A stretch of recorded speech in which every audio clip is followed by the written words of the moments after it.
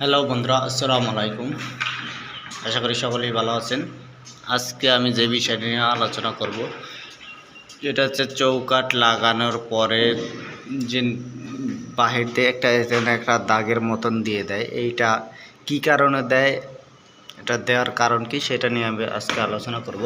এখানে চৌকাঠ লাগানোর পরে প্লাস্টার করা হয়। আগে চৌকাঠ লাগিয়ে তারপর প্লাস্টার করা হয়। প্লাস্টারের পর চৌকাঠের চারপাশ পুরো 3 পাশে এরকম একটা দাগ দিয়ে দেওয়া হয়, দেখতে পাচ্ছেন। এই দাগটা দেওয়ার কারণটা কি, এটা অনেকেই জানে না। অনেকেই প্রশ্ন করেন যে এটা দাগ দেওয়ার কী দরকার, বা সমান করে রাখলেই তো হয়, এরকমের অনেকের ধারণা চিন্তা অনেক কিছু হয়। আবার অনেকে এটা দেখেন কিন্তু এটা আদৌ জানে না কী কারণে এটা দেয়া হয়। সেই জন্য আজকের এই ভিডিওটি করার, যে যারা বাড়ি করেন বা নতুন বাড়ি করবেন চিন্তা করতেছেন, যা বাড়ি